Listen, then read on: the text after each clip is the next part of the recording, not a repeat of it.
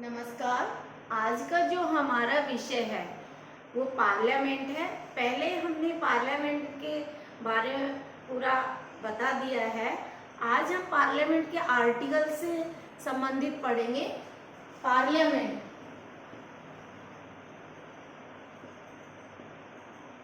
Parliament का मतलब होता है संसद, और यहाँ से हम संसद से बात करते हैं। तो हमने ट्रिक्स के माध्यम से क्लियर करवा दिया था कि इस पार्लियामेंट को हमने जोड़ा है अपने ही नेम से, स, र और ला से। से मतलब संसद, र से राज्यसभा और ल से लोकसभा।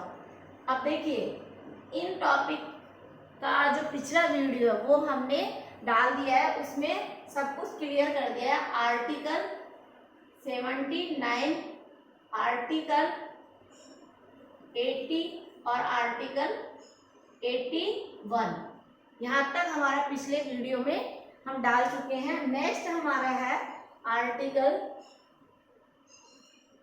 82। 82 क्या कहता है कि प्रत्येक जनगणना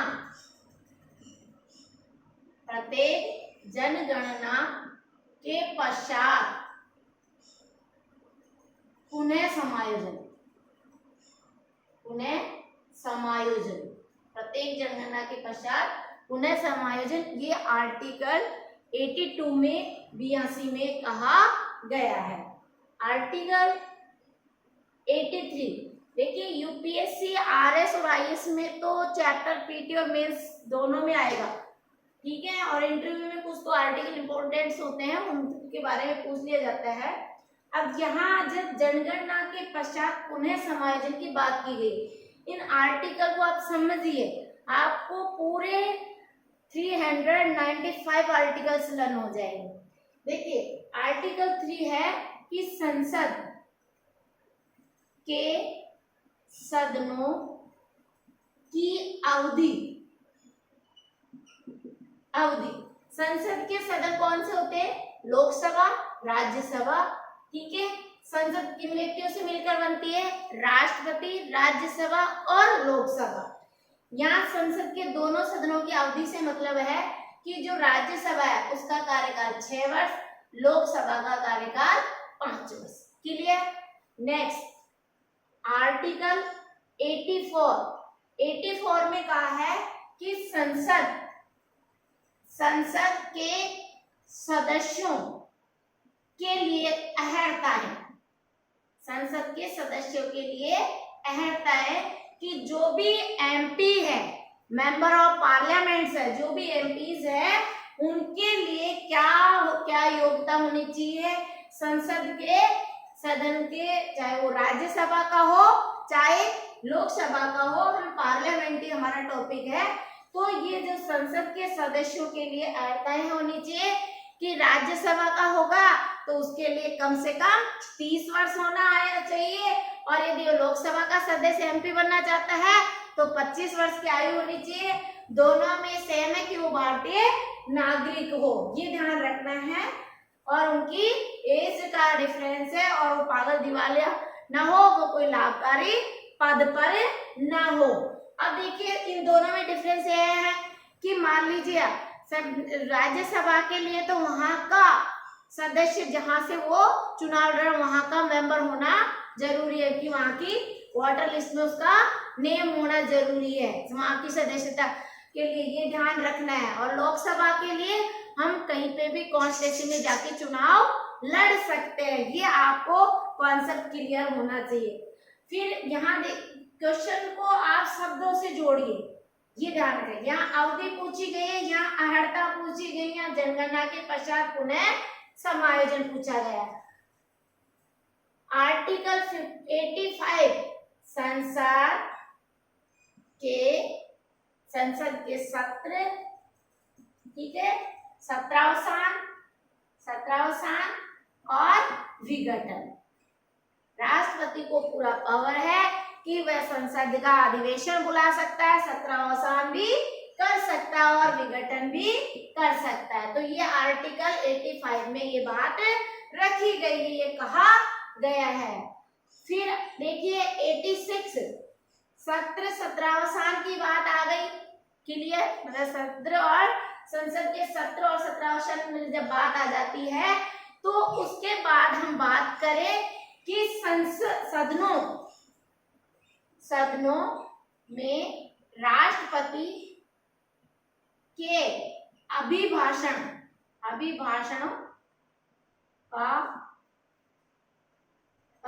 का क्या, उनको संदेश भेजने का अधिकार किसको है? संदेश भेजने का अधिकार राष्ट्रपति को है। राष्ट्रपति, क्लियर। सदनों में जो राष्ट्रपति के जो अभिभाषण है, राष्ट्रपति के अभिभाषण का उनको संदेश भेजने का अधिकार किसको है? जो राष्ट्रपति का अधिकार माना जाता है। ये भी यूपीएससी में पूछा गया है कि सदनों में जो अभिभाषण का संदेश भेजने का अधिकार है, सदनों में संदेश भेजने का पावर्स है, वो राष्ट्रपति को जाता है। क्लियर। अब देखिए 87 क्या कहते हैं? राष्ट्रपति का विशेष अभिभाषण। राष्ट्रपति का विशेष अभिभाषण। राष्ट्रपति का विशेष अभिभाषण। राष्ट्रपति का विशेष अभिभाषण याद रखना है। 87 में 87 में आर्टिकल 87 में किसका उल्लेख किया गया है? राष्ट्रपति का विशेष अभिभाषण। और 88 में कि सदन यानी संसद के जो सदन है, सदनों में मंत्रियों और महान्यायवादी को क्या पावर है कि सदन में जो मंत्रीज है, जो महान्यायवादी है, वो वहां भाग लेंगे। जो महान्यायवादी को ये समितियों में पार्टिसिपेट कर सकते हैं, ले सकते हैं, लेकिन वोट नहीं दे सकते। ये 88 में कहा गया है। आर्टिकल 89 क्या कहता है? आर्टिकल राज्यसभा, आप 89 से जोड़ेंगे आप या तो ऐसे सभापति और उपसभापति, सभापति और उपसभापति का उल्लेख किया गया है। कौन से आर्टिकल में? 89। कहने का मतलब क्या है? इसका मतलब है कि भारत का पदेर सभापति कौन होता है? उपराष्ट्रपति। ये बात यहाँ पर भी कही गई है। इस आर्टिकल में भी ये कहा गया है। कौन से? 89 में। और उसके बाद में आर्टिकल 90। अब यहाँ देखिए ये कहा गया है, तो नेक्स्ट में आ जाएगा उपसभापति या राज्यसभा का उपाध्यक्ष। उपसभापति बोल दीजिए या राज्यसभा का उपाध्यक्ष भी कह सकते हो, उपाध्यक्ष। जब राज्यसभा का उपाध्यक्ष की बात करें तो उपाध्यक्ष का पद रिक्त पद से हटाया जाना, पद रिक्ति और पद से हटाया जाना। 90 में कहा गया है कि उपसभापति या राज्यसभा के उपाध्यक्ष को पद रिक्ति पद से या पद से हटाया जाने का उल्लेख किया गया है। और आर्टिकल 91 में क्या बात कही गई है? वेरी मोस्ट 91 में बात कही गई है कि जो राज्यसभा के सभापति का जो कर्तव्य है, राज्यसभा के जो सभापति के कर्तव्य और संरचना, राज्यसभा के सभापति के कर्तव्य और उनके कार्य का संचालन कौन करेगा? उपसभापति या अन्य व्यक्ति को शक्ति दी गई। अन्य व्यक्ति को शक्ति, यानी आप जानते हो राज्यसभा का जो सभापति और राज्यसभा का उपसभापति आपस में उसकी जगह ये काम करेगा, ये नहीं होगा तो उसकी अनुपस्थिति में ये काम करेगा। तो आपको आर्टिकल को क्लियर समझना है। और लास्ट, क्योंकि हम यहाँ पार्लियामेंट को ही पढ़ रहे हैं, कॉन्सेप्ट को समझना होगा, कहीं कोई कंफ्यूजन नहीं होगा। और 92 ये आर्टिकल 82 से 92 तक ये विस्तृत विवरण है, ध्यान रखना। अब 92 में क्या कहा गया है कि 92 में ये बात कही गई है कि जो हमारे जो सभापति और उपसभापति है ना, तो उनके विरुद्ध संकल्प प्रस्ताव पारित हो जाता है। सभापति और उपसभापति के विरुद्ध संकल्प प्रस्ताव पारित हो जाता है तो उसका पीठासीन न रहना। ये बहुत अच्छा टॉपिक है, ये सिविल में पूछा गया, आप स्क्रीनशॉट ले सकते हो। यहाँ से कोई एक आर्टिकल 100% पूछा जाएगा कि हमारे जो आर्टिकल्स है सभापति, राज्यसभा, आप ऐसे डाल लीजिए, राज्यसभा के सभापति और उपसभापति, अध्यक्ष उपाध्यक्ष भी कह सकते हो, उपसभापति के विरुद्ध संकल्प प्रस्ताव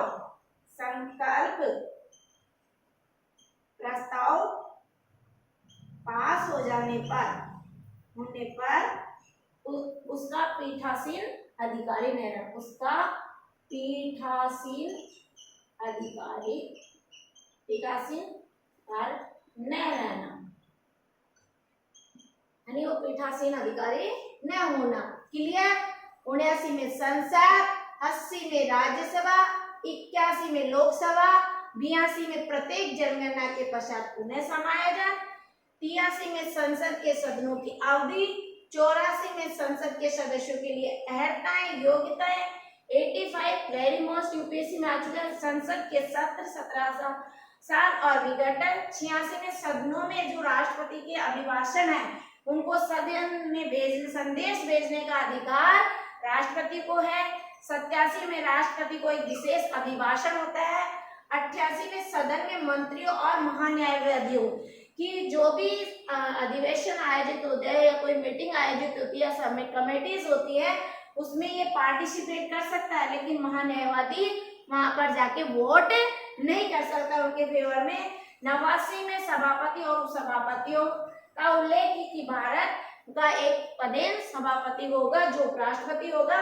निधन में आपका क्लियर कि जब उपसभापति, ये ध्यान रखना, या राज्यसभा का उपाध्यक्ष का पद रिक्त होना, पद से हटाया जाना, उपसभापति का पद रिक्त होना, पद से हटाया जाना।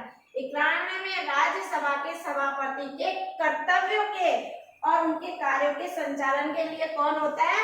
उपसभापति या अन्य व्यक्ति को भी सकती है। और 92 में कि राज्यसभा के सभापति या उपसभापति के विरुद्ध यदि संकल्प प्रस्ताव पारित हो जाता है तो उसका पीठासीन न होना, आप स्क्रीनशॉट ले सकते हैं। इसके बाद में आता है 93 में आर्टिकल 93 में लोकसभा के अध्यक्ष और उपाध्यक्ष का उल्लेख किया गया है। ये भी आर्टिकल पहले पूछा गया है कि आर्टिकल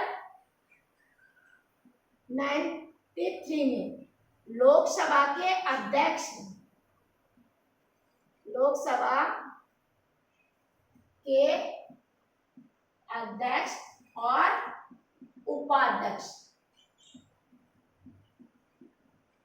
के बारे में उल्लेख किया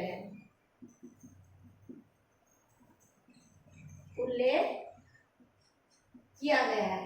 अब जब लोकसभा के अध्यक्ष और उपाध्यक्ष के बारे में उल्लेख किया गया है तो 94 में क्या आएगा कि जो अध्यक्ष है, अध्यक्ष के पद का रिक्त, ये ध्यान रखना, वेरी वेरी मोस्ट है, अध्यक्ष का पद से रिक्त होना या पद से हटाया जाना, से रिक्त होना या पद से हटाया जाना, हटाया जाना, वेरी मोस्ट है। और आर्टिकल, आप कहीं कोई डाउट रखना ही नहीं है, क्लियर, अध्यक्ष का पद रिक्त होना, पद से हटाया जाना, वे पद त्यागना, पद से हटा। अध्यक्ष का पद रिक्त होना, पद त्यागना और पद से हटाया जाना। और आर्टिकल 95 क्या कहता है?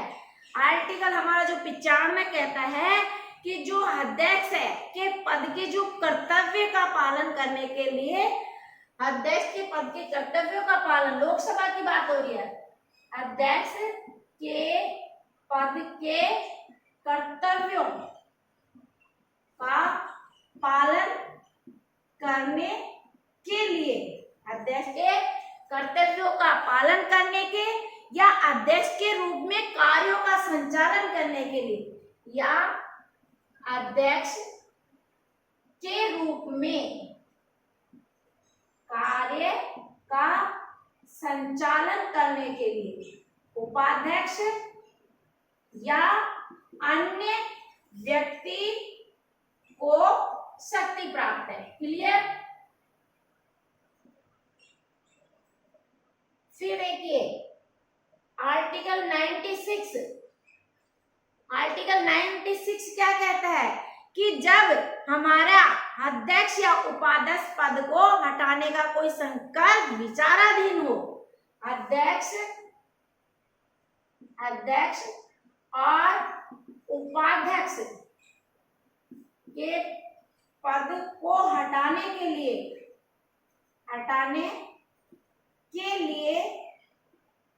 कोई संकल्प विचाराधीन हो,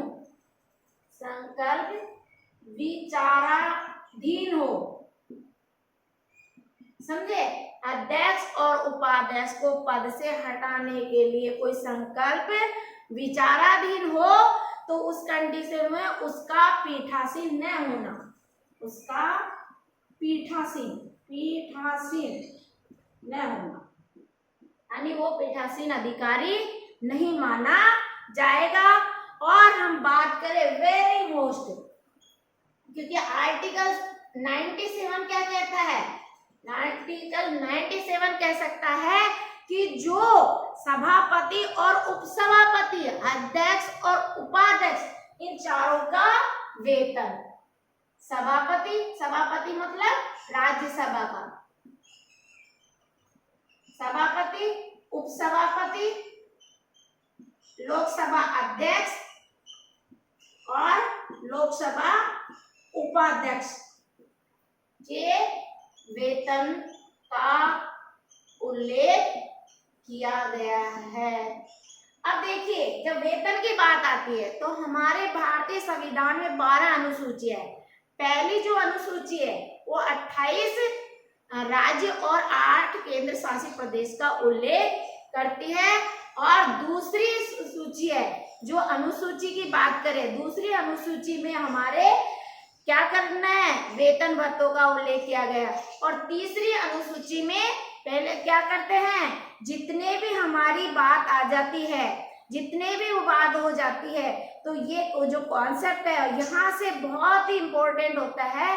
और ये जो सूची की बात दूसरी अनुसूची में, भारतीय अनुसूची है, 12 अनुसूची है, उसमें वेतन भत्तों का उल्लेख किया गया है। तीसरी अनुसूची में शपथ, चौथी अनुसूची में राज्यसभा में स्थानों का आवंटन, पांचवी जो अनुसूची है उसमें अनुसूचित जाति के प्रशासनिक क्षेत्र का उल्लेख, और 6ठी अनुसूची में जनजातियों का असम, मेघालय, त्रिपुरा, इनका उल्लेख किया गया है। 7वीं अनुसूची में संसूची, राज्य सूची और समवर्ती सूची का उल्लेख किया गया है।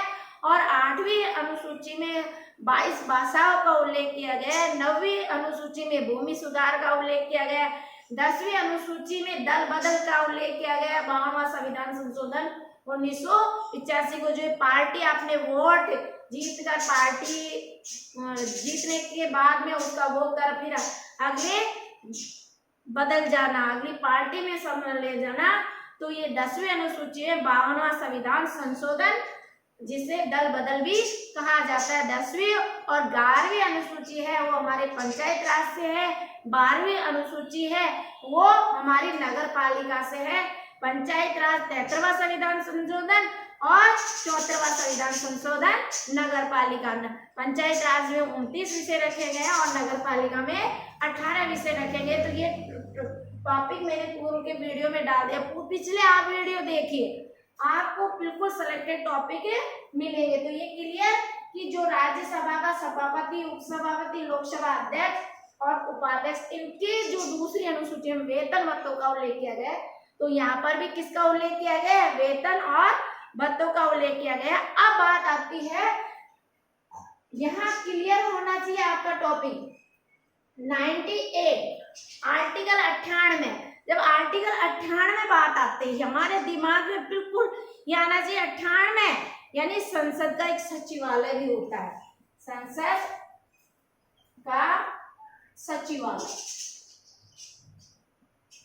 संसद का सचिवालय। और आर्टिकल 99 जब सचिवालय आते ही यानी जो सदस्य है द्वारा जो शपथ है, प्रतिज्ञान है, संसद सदस्य द्वारा शपथ और प्रतिज्ञान, संसद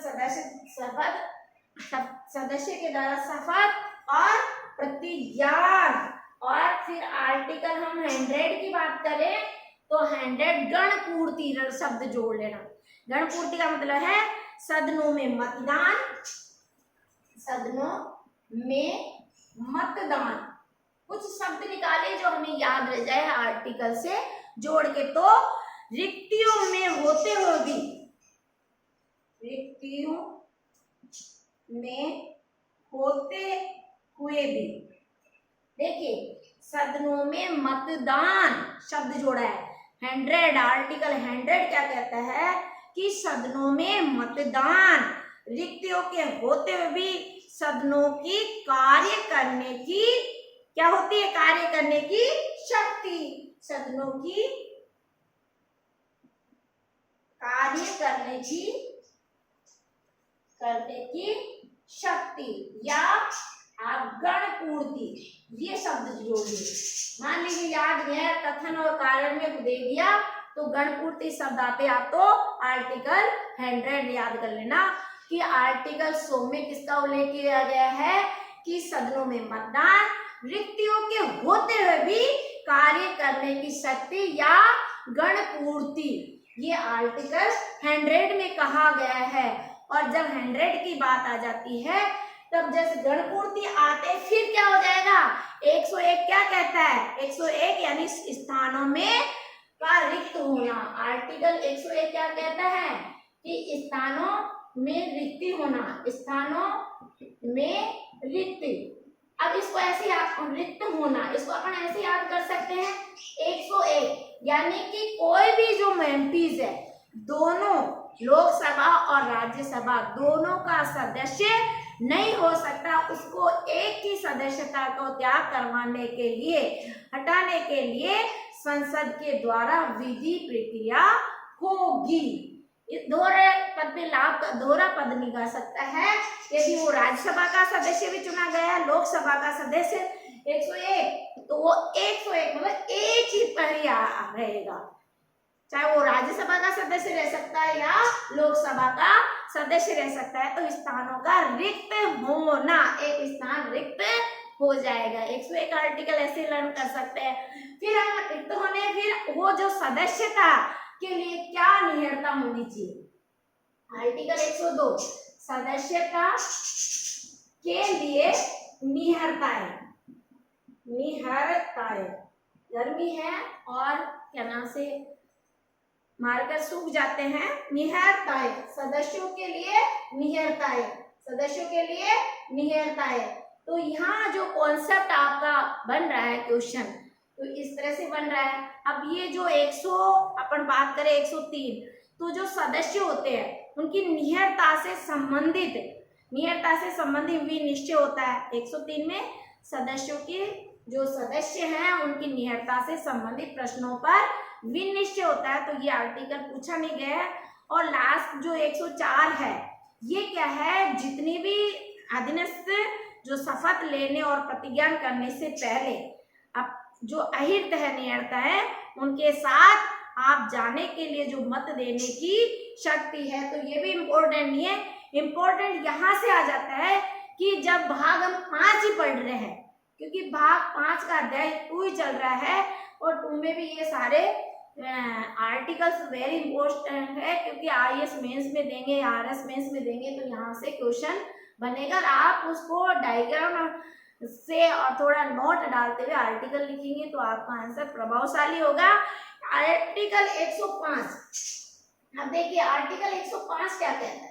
आर्टिकल 105 में किसका उल्लेख किया गया है? तो मैं ये कहना चाहूंगी कि आर्टिकल 5 को अपन इस तरह से लर्न कर सकते हैं कि जो संसद के सदनों की तथा उनके जो सदस्यों और समितियों, देखो वर्ड्स याद करना है, संसद के सदन और उनके सदस्यों, उनकी समितियों और शक्तियां और विशेषाधिकार, शक्तियां और विशेषाधिकार, शक्तियां और विशेषाधिकार आते ही कौन सा कर देंगे? आर्टिकल 105। ये कैसे?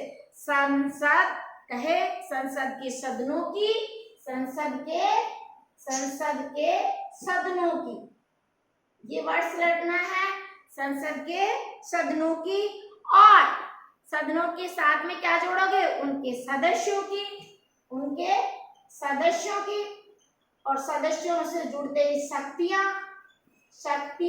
या समितियों, और लास्ट यदि ये पूरा याद नहीं हो तो संसद के सदनों की शक्तियां और विशेषाधिकार, शक्तियां और विशेषाधिकार, आर्टिकल 105 में। अब देखिए हम करते हैं जहां से वेरी मोस्ट क्वेश्चन है। अब जैसे 106 क्या कहता है कि जो सदस्यों के वेतन और भत्ते हैं, सदस्यों के वेतन और भत्ते हैं, तो ये भी है आर्टिकल इतना इंपॉर्टेंट नहीं है। इंपॉर्टेंट यह होता है कि विधायी प्रक्रिया, आर्टिकल यहाँ विधायी प्रक्रिया से शुरू हो जाती है, विधायी प्रक्रिया। तो 106 भी आर्टिकल इंपॉर्टेंट नहीं है। आर्टिकल 107, जब आप विधायी प्रक्रिया में क्या होता है कि जो विधेयक होते हैं उनके पुनः स्थापन और पारित किए जाने के संबंध में उत्पन्न विधेयकों के पुनः स्थापन और पारित किए जाने के संबंध में ये आर्टिकल 107, आर्टिकल 107 क्या कहता है कि जो विधेयक है, जो अमेंडमेंट है, कानून है, पर पुनः स्थापन और उसको पारित किए जाने के संबंध में उपबंध, और जब विधेयकों के पुनः स्थापन और उसके पारित किए जाने के संबंध में उपबंध है, तो क्वेश्चन इस तरह से भी बन सकता है कि आर्टिकल 106 क्या कहता है कि कुछ दशाओं में दोनों सदनों की संयुक्त बैठक, कुछ शर्त होती है, ये एग्जाम में आ चुका। आर्टिकल कुछ दशाओं में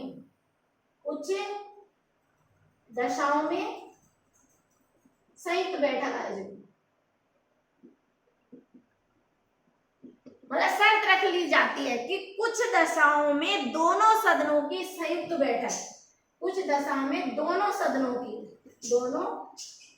की संयुक्त बैठक बुलाता है। अब कौन बुलाता है? राष्ट्रपति बुलाता है, और दूसरे सदन द्वारा जो विधेयक है वो अस्वीकार भी कर सकता है, या दोनों की सहमति से वो विधेयक को पारित भी कर सकता है और फाइनली बन जाता है, और उस पर सील किसी की लग जाती है? मोहर लग जाती है राष्ट्रपति की। क्लियर।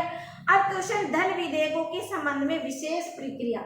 जब धन विधेयकों के संबंध में विशेष प्रक्रिया आ जाएगी तो आर्टिकल 109, आर्टिकल 109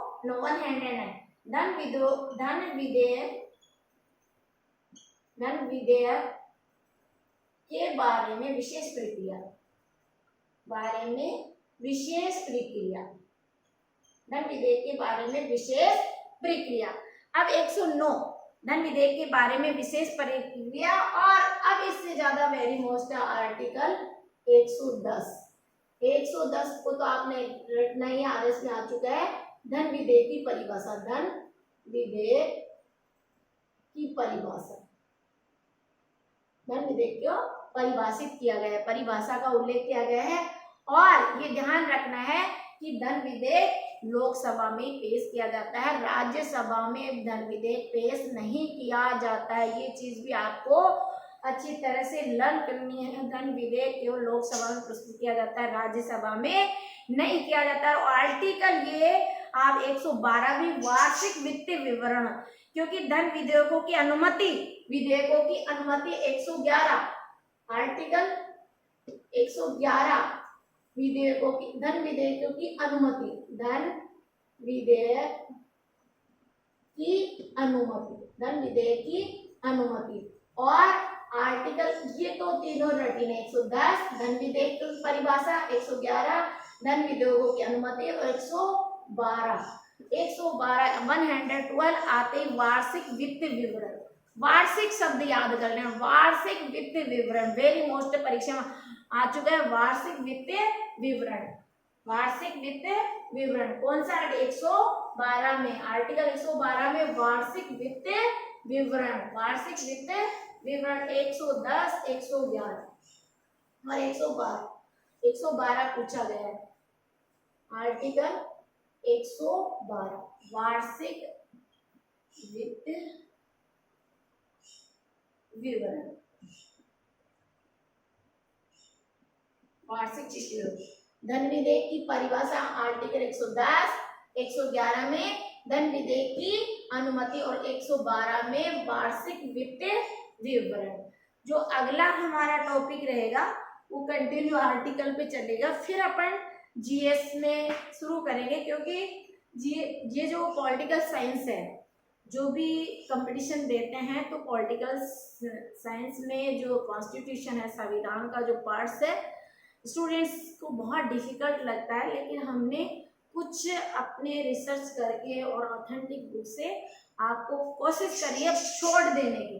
तो आप एक बार प्लीज कॉपी में राइट डाउन करें और इसका बार बार प्रयास करेंगे तो आर्टिकल आपको जितने भी 395 मूल संविधान में 395 आर्टिकल वो लर्न हो जाएंगे।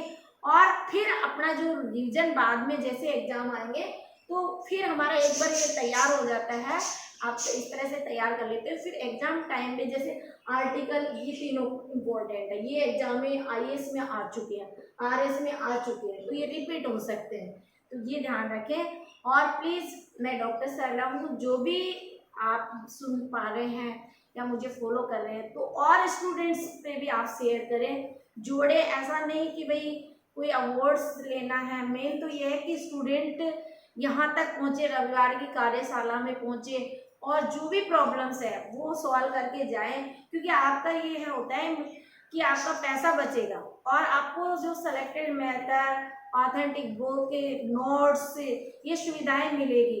और जब ये सुविधाएं अच्छी, कहते हैं ना कि वृद्ध व्यक्ति को वैशाखी के सहारा की जरूरत होती है, ठीक उसी प्रकार स्टूडेंट्स के लिए भी प्रॉपरली गाइडेंस बहुत मस्ट होता है। प्रॉपरली गाइडेंस मिल जाता है तो उसको कम समय में ही उसको अपना प्लेटफॉर्म मिल जाता है। और एक और निवेदन करना चाहूँगी कि लाइफ में टाइम की वैल्यू समझें, क्योंकि जो गोल्डन चांस है, इलेक्शन है तो वैकेंसियाँ निकाली जा रही है, तो ये गोल्डन चांस है कि आप अपने आप को पढ़ाई पर फोकस कीजिए। जब आप पढ़ाई पर फोकस करेंगे, सब जो सोशल मीडिया, फ्रेंड सर्किल, इनसे लिमिट हो, कम से कम रखे संपर्क तोड़े नहीं, लेकिन ज़्यादा से ज़्यादा अपनी पढ़ाई पर फोकस रखें, तभी आप नौकरी लग पाएंगे। Thank you so much.